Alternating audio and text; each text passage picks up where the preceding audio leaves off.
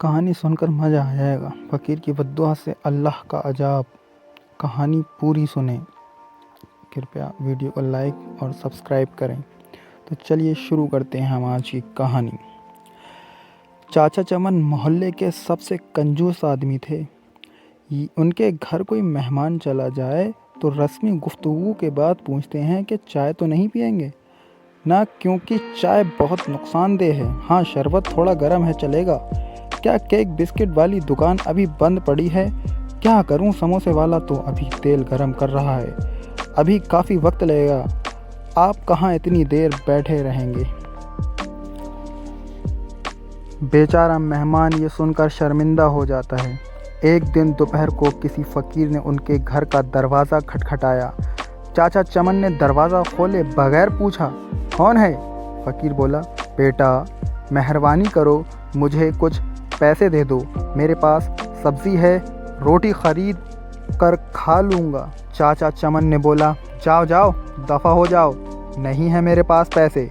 پتہ نہیں کہاں کہاں سے ایسے بھکاری آ جاتے ہیں، مانگنے کے لیے کھانے سے دل نہیں بھرتا۔ چاچا چمن نے بیچارے فقیر کو خوب باتیں سنائیں۔ فقیر مایوس ہو گیا۔ آخر اس کی زبان سے بددعا نکلی، اللہ تجھے ہمیشہ کھانے سے دور رکھے، تو بھی کچھ کھا نہ سکے۔ اتنا کہہ کر وہ فقیر وہاں سے چلا گیا۔ کچھ دن بعد چاچا چمن کے پیٹ میں شدید درد اٹھا۔ درد اتنا شدید تھا کہ وہ تڑپ اٹھا۔ گھر والے ان کو ہاسپٹل لے گئے۔ ہاسپٹل میں چاچا چمن کے مختلف ٹیسٹ ہوئے۔ آخر پیٹ کے درد کا پتہ چل گیا۔ ڈاکٹروں نے ہدایت دی کہ 15-20 دن تک ہاسپٹل میں ہی رہنا ہوگا تاکہ مکمل علاج کیا جا سکے۔ ہاسپٹل سے جب گھر واپس آئے تو کمزوری سے نڈھال تھے، بہت برا حال تھا۔ کوئی چیز ہضم نہیں ہوتی، دہی بھی کھاتے تو الٹی ہو جاتی۔ ڈاکٹر کے پاس جاتے تو وہ کہتا کہ شاید آپ نے بد پرہیزی کی ہے۔ ٹیسٹ کرواتے تو سب ٹھیک آتا۔ بد ہضمی سے بچنے کے باوجود طبیعت سنبھلنے میں نہیں، رنگ پیلا پڑ گیا تھا۔ تھوڑا سا کھانے سے بھی الٹی ہو جاتی۔ چاچا چمن کی راتوں کی نیند اڑ چکی تھی۔ ان کو موت کا خوف ستانے لگا تھا۔ سوچتے سوچتے انہیں نیند آ گئی۔ خواب میں دیکھا کہ پلاؤ کی دیگ کے پاس بیٹھے ہیں، وہ سب کو چاول بانٹ رہے ہیں۔ صبح اٹھ کر چاچا چمن نے گھر والوں کو اپنا خواب سنایا تو انہوں نے مشورہ دیا کہ غریبوں کو کھانا کھلاؤ۔ چاچا چمن نے خیر و باورچی کو بلایا کہ پلاؤ کی 10 کلو کی دیگ پر کتنا خرچہ آئے گا۔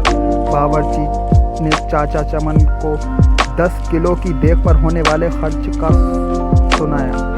چاچا چمن 10 کلو کی دیگ پر ہونے والے خرچ کا سن کر بڑے پریشان ہوئے، لیکن پھر سوچا کہ شاید خیرات کرنے سے ٹھیک ہو جاؤں۔ انہوں نے اتوار کی ایک دوپہر کو یہ مشکل مسئلہ طے کر ہی لیا۔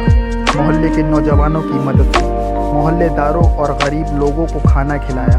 چاچا چمن اب کافی پرسکون رہنے لگے، لیکن جب اس فقیر کا خیال آتا تو پھر وہی منحوس درد شروع ہو جاتا۔ کئی دن ایسے ہی بیت گئے۔ ایک شام کو اس فقیر کی آواز آئی، اللہ کے نام پہ دے دو بابا۔ چاچا چمن بھاگ کر گئے تو دیکھا کہ وہی فقیر کھڑا تھا جس نے انہیں بددعا دی تھی۔ چاچا چمن اس فقیر کا ہاتھ پکڑ کر اپنے گھر کے اندر لے آئے۔ فوراً ہی انہوں نے اپنے بڑے لڑکے کو ہوٹل سے کئی قسم کے کھانے کے لیے بھیجا۔ کچھ ہی دیر میں لڑکا ہوٹل سے بہت سے کھانا لے آیا۔ چاچا چمن اور فقیر نے پیٹ بھر کر ساتھ میں کھایا۔ جاتے وقت فقیر بہت خوش تھا۔